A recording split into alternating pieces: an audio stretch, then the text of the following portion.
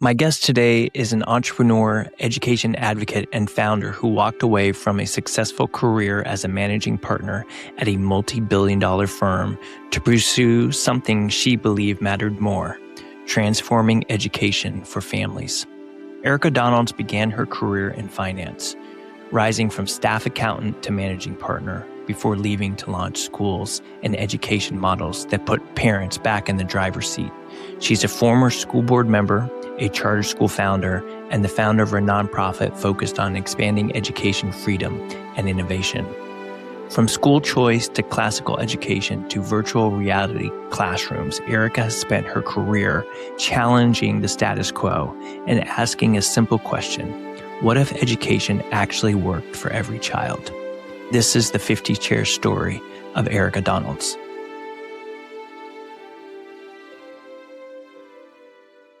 All right, we are live with Erika Donalds. Erika, thank you for coming on the 50 Chairs podcast. I think I got a chance to share a little bit with you about the origins of this podcast, but a lot of it is about the conviction that it takes to start something. And sometimes that something is not always evident right away. Like you don't get all the results that you need from the beginning. So I'm sure you've had no shortage of 50 chair moments, kind of going through everything that you've been going through. But I wanted to start our listeners off in a scene. And that scene is, you had been working at DG HM, which is a multi-billion-dollar fund. And then you decided, you know what? I'm going to leave billions under management to go start schools. So walk me through that day that you told your partners, "Hey, I'm leaving to go start a school." What happened? What was that day like? That is a great scene, actually. I often describe that day like getting a divorce, because I was part of the second generation of this company, an incredible company. It was the company I started working for right out of college. I started as a staff accountant and I worked my way all the way up to being a managing partner. We had a 4-person managing team. And the CEO was the second generation CEO, from the founders. He and I really expected, and I as the chief financial officer, that we were going to retire together in this company, right? We were, I was in my 30s, he was in his 40s, but like we were the team that was leading this company as the next generation from the original founders. And I was at the peak of my career, but I had served on the school board. As some people know my story, I got involved in education because of things that were going on with my own children in the public schools, started a charter school as a volunteer. And then actually, once I was on the school board and discovered that that was not the way to change and transform education for families, I started a nonprofit that would help start more charter schools. But that work started to get in the way of my paying career, which was what I was doing at Dalton Greiner. And traveling back and forth to New York just became too much for me. And my passion was with the schools and really expanding on that nonprofit. So after talking to my husband about it, told him, I'm going to cash out my partnership and I'm going to use that money to really make a go of this school startup thing. He was very supportive, and I was actually going up to New York that next week for my monthly trip up there. And I knew that I needed to let my CEO know that that's what I was going to do because of the way the partnership worked. I really didn't have a lot of time if I wanted to do it that year, the way you have to cash out like at year end. So I had about a week to think about it, it was like not long enough and just long enough. And I didn't have enough time to overthink it. And I went in. He knew as soon as I walked into his office that there was something wrong. And he was like, please, I didn't even get any words out of my mouth. We had worked together for, 18 years. And he was like, please don't tell me you're leaving. And I was like, I'm leaving. And that was just such a tough conversation. He's still amazing and has always been really supportive of me since then. I gave them a very long time, found my replacement, trained them, consulted with them for a while after that. So I left them in a very good position, but yeah, making that decision was very hard, but I had such peace about it. I knew it was the right thing to do. And even though I was jumping into the abyss, as an entrepreneur, it's the best decision that, I've made in my adult professional life. What a day that must have been for everybody involved, going through the ups and downs, the emotions of that. You said something, and I feel like every entrepreneur goes to that moment where they see something that is just not quite right with the world. And it sounds like maybe the school board was that thing that you're like, if I'm going to make a change in the way that I want to in this industry, it's not going to be through the school board. What was it about that experience that was like, this isn't the way to do it? It happened pretty early on in my school board service. Coming from the private sector and even in a place where I was the youngest partner ever in my company and I was the first woman on the management team. So I definitely had some barriers to overcome in convincing my colleagues of making changes. I was definitely the change agent coming in. Changing my first thing to do was to get them off Lotus and onto Excel. So whoever in your audience like gets that, right? That was a whole thing.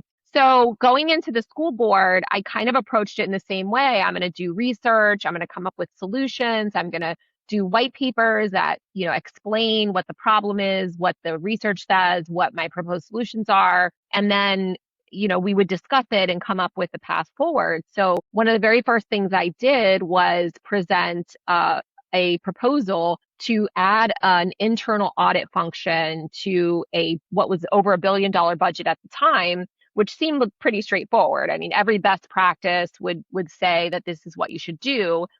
I did all that research, put it together.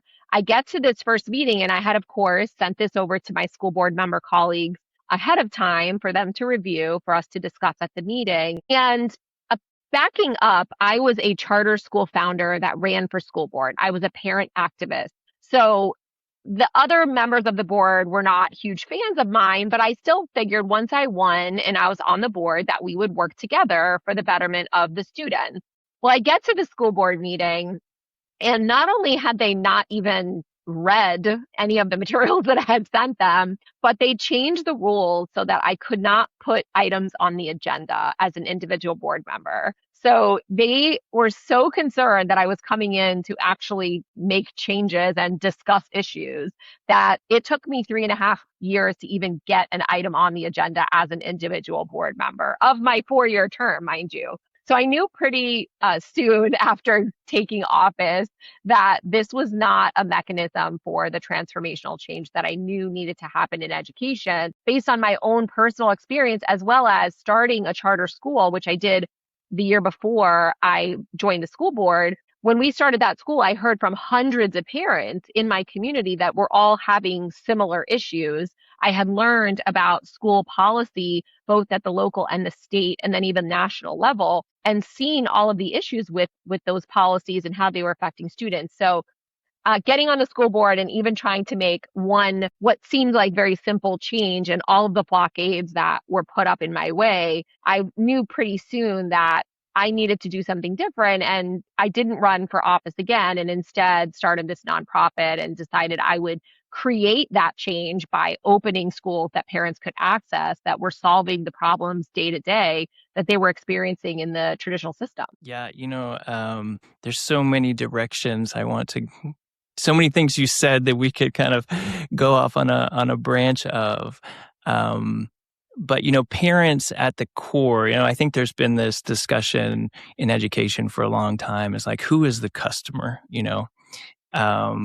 And when you talk to parents today, it feels like there's a dissatisfied customer out there. Things are going, and I'm assuming you experienced that in the school board. And this is part of the problem, is that there are good ideas that just never make the light of day because of the systems or the bureaucracy or all of the things that you experienced. What was it that you wanted to do from? It's like, hey, let me try inside Now let me go outside. Well, I think you hit the nail on the head. Parents are not treated like customers when it comes to the traditional public school system. It's almost as if they treat parents like the school system is doing the parents a favor by teaching their children. And they have it flipped. In fact, when I decided to run for school board, I had come to a school board meeting with a bunch of parents over an issue about aftercare. I mean, it was kind of innocuous, but we went up to the dais after the meeting and I said to my school board member, you sound like you represent the district to us, but we vote for you. You're supposed to represent us to the district. And she corrected me. She said, no, I represent the district. I don't represent you.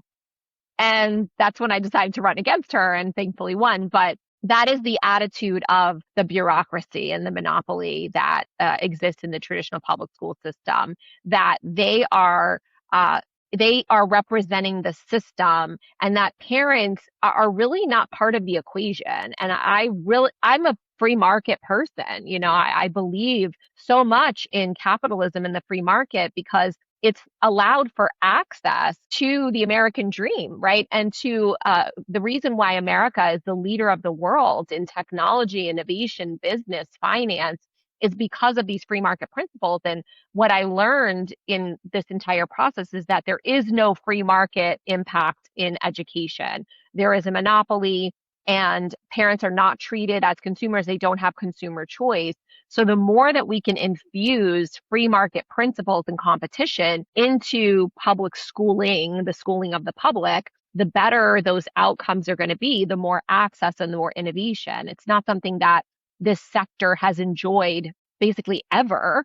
And where we see those pockets of choice and innovation, you see the results, better academic outcomes, more parent satisfaction, fewer disciplinary issues, and just better outcomes overall for students. And that's what I live every day to do, is to increase education freedom and the education freedom economy to bring those free market principles into this industry. Love that. I am obviously a resident of Florida, and I know we have, I hope that it continues to expand. The parent choice has, I think, really changed things when parents become able to have agency on where their kids go and they get a vote through their dollars.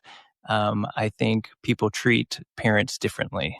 And so I hope that continues to expand. But and I know you grew up in Tampa or the Tampa area, and you once described education as your way out, your ticket out. When did you realize that the system that had saved you really wasn't working for your kids or, kids in general? Yeah, and it has been my ticket out, but I discovered very late that I could use education to change my lot in life. In fact, not until about my junior year of high school did I make the connection that, oh, if I just do better in school, I can go to college and I don't have to be poor for the rest of my life like I was, and my mom as a single mom was and dependent on other people.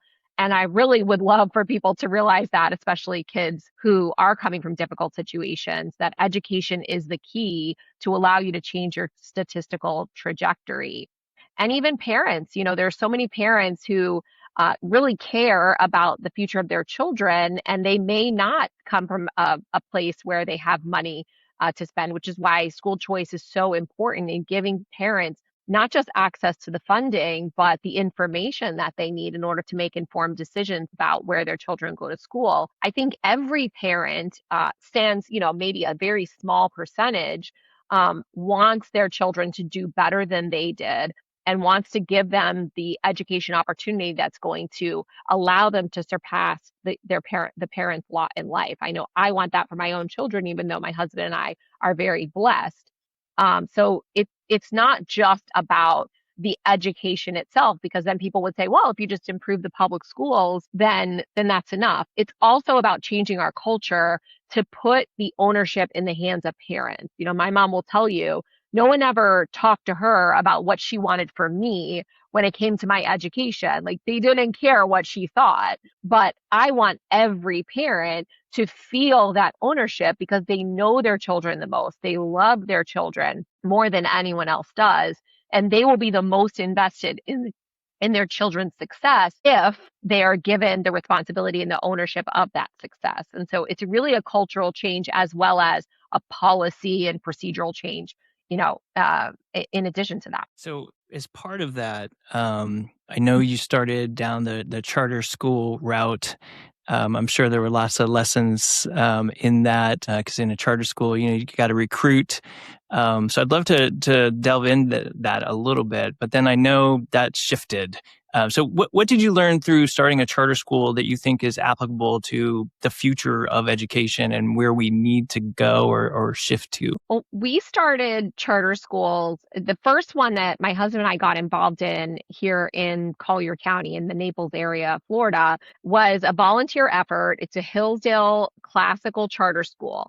And at the time, ed tech was on the rise, but very faddish, right? Ed tech was in everything, even if it wasn't supposed to solve that problem. They tried to make it solve every problem. So parents, the pendulum swung just like it always does, to where parents were like, I don't want any more technology. So we opened a school that had no technology at all in the classrooms. Students were not exposed to technology unless they absolutely had to be for testing. But back then, we weren't even testing on computers. So these were basically tech-free schools. And in talking to parents at these information meetings, there were a lot of parents that were jumping at that opportunity. And then there were some who would say, I'm not really sure about that because how is my child going to be prepared for, technology driven careers if they are not exposed to it? So you start to see where parents have these preferences of how their children are taught. They might have gotten really excited about the classical model and different curriculum. That's what excited me the most, but they may not be excited about the delivery system. The second school that we opened after I left DGHM was the year of COVID. 2019 was the first year. It was in a different area of the state on the other coast. And similarly, parents were looking for a different option, but they were far more interested in the fact that our children were reading full books. They were getting explicit phonics and explicit grammar, handwriting, we were teaching cursive writing. And it was focused more on the curriculum than on the delivery. People weren't as focused on the fact that we had no technology or whatever. Years later, the last school that we were out publicizing, and we'll get to the virtual reality school, a totally different thing. Younger generations of parents are really not interested in tech-free schools. They're concerned that a tech-free school is not going to prepare their child for the future, although they want the classical model. They want more traditional learning. They want their children to read the great books and to understand the full history of the country. So this last school that I facilitated the opening of is a classical STEM school. And so you just see kind of the parental preferences evolve from where we were as a country, and in education back in 2014 to that school is actually opening this fall and what parents are really looking for. But the lesson for me overall is what I started from in the very beginning. My son didn't learn the same way, my middle son, than my other two sons did. And the third one, even more. He did better online than he had ever done in person. And every child, no matter if they come from the same family or not, learns differently. And every family is looking for something different when it comes to their value system, when it comes to how and what they want their children to learn. And the more that we develop an education freedom ecosystem that is looking to meet all of the unique needs of our children and of our families, the more that families will be able to find that match that they need for their child. And if I could just say one more thing about that, Florida is really the leader when it comes to customizing your children's education with the PEP program, the Personalized Education Plan, where you don't have to pick one style of education that your child's going to attend from 8 to 3, but you can actually pick a hybrid environment. This is coming more and more popular, where our foundation is helping founders open these hybrid schools where they may be learning English and math from this provider, but history and science from a different provider in a different manner because they need it. So I'm looking forward to the day where parents are actually customizing the entire education experience for their children, and they don't have to necessarily pick one delivery model for their child, because not only is a child different from one to the other, but within that child, they may learn different subject areas differently, and we want to be able to accommodate for that as well. I can attest to that as a parent of three. Yes, they just as in each child is different, the way they learn is different, and like you said, there's even nuance within the subject area. So the ability to kind of customize that, I think, is only beneficial to kids, and ultimately kids as they continue to look at careers available to them into our economy. And so I think, if you start from that standpoint, that's a win-win, right? Like, you can't define that any other way. So I do want to get into the virtual schools, but something that I'm hearing right now from parents as I'm growing Bloom is that there seems to be this disconnect between the corporate world, the industry, and what's happening in education. And it seems like AI has really accelerated that, where there's a growing gap, not just in kind of potential, but a wealth gap that's created. How do you see this changing as we kind of progress? Because there has to be like some signaling between the two that I don't think has happened, but needs to happen more often. How do you view that? Yeah, I think you're absolutely right. And AI has exacerbated the gap that already existed between industry and what they're looking for and what's actually happening in schools. I did an op-ed about a month ago when we heard all the booing at the graduation ceremonies of our institutes of higher education. Meanwhile, students are booing AI at their graduation ceremonies while, like, I think the statistics, like 60% of new job descriptions have AI in them, meaning that they want those skills out of these graduates. So how do you square that, right? They're booing the very thing that the employers are looking for them to have those skills going into the workplace. So the huge disconnect there when it comes to our higher education system. And I think that's because they are going to be the most disrupted by AI. Truly is going to democratize a lot of the levels of education that you would be getting in universities. But when it comes to K-12, similarly, I see this resistance to learning the things that employers would be looking for when it comes to skills. And I think people mistake that you want students to learn and be fluent in AI or whatever the technology is, with that you don't want them to learn about the great books or history, that it's one or the other. And I don't think that's not the case for me. Certainly, I believe in a high quality, content rich, knowledge rich education. In fact, I think it's even more important now because these students are going to be using AI in their careers, that they have a solid base of content knowledge and critical thinking skills that go along with that in order to decipher when they need to look a bit further or do a bit more research, because it's going to be so easy to just take the information as it comes when artificial intelligence is feeding it to you, if you will. So I think they absolutely need both. And we have seen with the inefficiencies that take place in schools, Alpha School kind of being a great example where homeschoolers have been doing this forever. You can actually consolidate a lot of the core learning into a shorter period of time. There's a lot of wasted time in schools. You can do a great curriculum, great books, high quality history and science and arts in the amount of time that homeschoolers can do it, if you will, a half a day, and still have time for kids to learn the skills necessary to give them the most options that they should have when it comes to getting out of high school and either going through university or college track or into the workforce. We're not doing that. We're not even doing the basic things well, but we can be. We have plenty of time. We have plenty of money, Yeah. but we're not. So I totally sympathize with industry saying, how is it these kids are in school for 13 years and some of them going into university or college for additional years, and they're still coming into industry unprepared to be successful? It's mind-boggling. Yeah. Yeah, right. And you struggle to explain how that could be justified. And, it's like, Well, it's no, not you're justified, right. right? It's not justified. You're right. You're right to ask the question. Um, so as you were, you started with charter schools, you felt that conviction to say, look, I'm gonna change this by just kind of leading the way. And then COVID hits and you made another bet. And this one was a big one. And I love it because it just it tells me that you're willing to make bets on things that are good for kids. So walk me through that. Like, what was the idea that sparked in your head? Because I feel like AI is like a form of disruption. COVID was definitely, we were all feeling that at the same time. So what was happening, and then what made you say, look, wait, we could do this? Yeah, there's never a straight line, right, from point A to point B. We opened, like I said, our first school in 2019. We actually had to move into a new building over Christmas break because the government was so obstructionist about getting us into our first charter school building.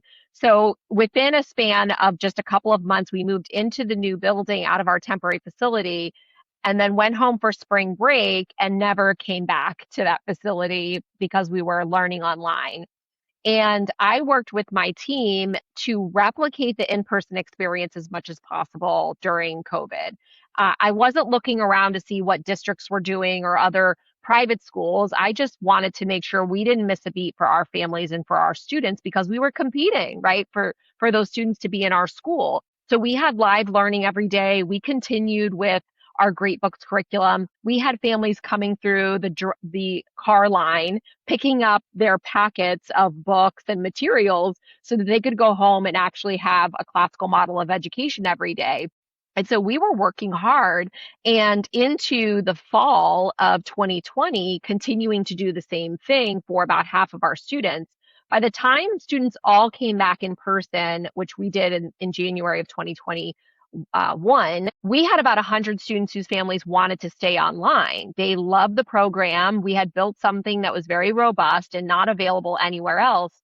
And I looked around and said, actually, there's not an online program that is desirable. It's usually a school of last resort. So maybe we have something here that could be desirable for families who want to school at home but don't want to homeschool, right? The parents don't want to teach. I looked for a leader for this alternative to our in-person learning, this online school, and was introduced to Adam Mangana, who became my co-founder of Optima Ed.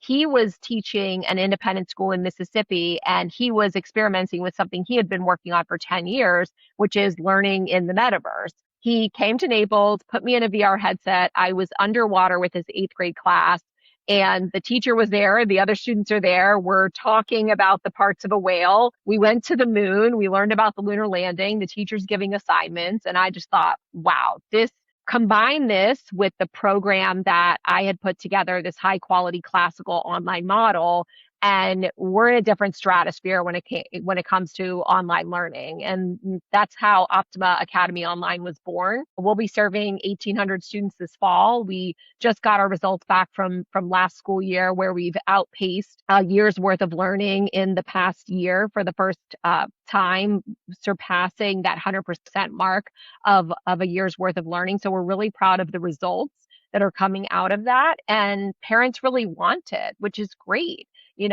I believe in giving parents what they think is going to work best for their students, whether that's an online program, an immersive learning environment, or an in-person environment. That's why we do all of the above, because every child is learning differently. And as long as there is high quality content and curriculum and pedagogy, that those two things combine what parents believe that their children and their family needs, plus a high quality curriculum with accountability for results. I think across the board, that's going to really save our country, because, our results are a national security crisis, and save our republic long term. Yeah, I could not agree more, Erica. I want to live in that world that you're talking about. And I think I'm not alone in that. I think there are a lot of parents out there that are like, hey, I want at least the choice for my own child and what that could look like. And if it's VR or if it's in person, or maybe some combination of those things, I at least want to have the choice to do that. And, a world where that's possible, I think, like you said, is only good for kids, good for our republic, good for our nation as a whole. So I have one last question with you because I know we're short on time today. It takes a lot of guts to start a company, a lot of conviction that what you're doing matters and that it matters to other people. And I believe entrepreneurship is a key to freedom. And so as people are listening to this, a lot of the audience is, maybe in the middle of building something or thinking about building something. And of course, I have a particular view on education. So that's been my lane. But what do you tell them? Say, what's your advice to them as they're thinking about not only the future of education, but the future of our nation and why this matters? What should they be thinking about? Yeah, I'm also very passionate about entrepreneurship now. I was as an employee, even though I was a partner in a firm for so long, and following the rules that someone else had set for me, and really not having the freedom to innovate and bring solutions to problems if I didn't get agreement from a lot of other people. And breaking free from that and being able to build something from scratch, although very risky and scary at times, is freedom. It has been freedom for me, and it's allowed me to bring things to the market that otherwise would not exist without my own courage and creativity. And I know that there are a lot of other people, and I don't want to say women especially, because I don't mean that it's more important for women to do this than men, but I do feel like that women aren't encouraged to do it as often. And as someone who believes in, putting your family first, having 3 children of my own, entrepreneurship is also so freeing for women to be able to do that, because my company that I work for, as wonderful as they were to me as an employee, they weren't wonderful to my family, because I often had to put my company first when it came to, having to take off time to take my children to the doctor or whatever. They weren't always flexible and understanding of what I needed to do as a wife and as a mom. And if you build your own business, and your own infrastructure, you can build it in such a way that you can put your family first while also bringing value to the marketplace and your own creativity into whatever business it is that you're passionate about. So I love that we are preparing more students, more children, and more even young adults and even older adults like myself, to be entrepreneurs and to follow their dreams. And I think AI especially is going to empower way more business owners than otherwise would exist without the democratization of the things and tools available now through AI. So I'm excited about the future of entrepreneurship. I love to mentor young people about people who want to start their own business, maybe starting it on the side and being able to get into a full time down the road.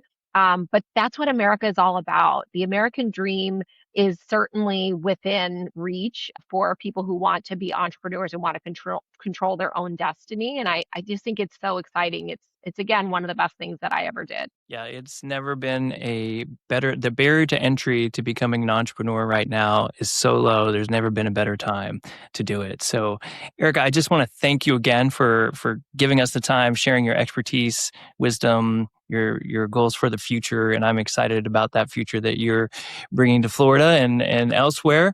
If people want to find you, where can they find you? I am at Erika Donalds on all social media platforms, Erika with a K, no C.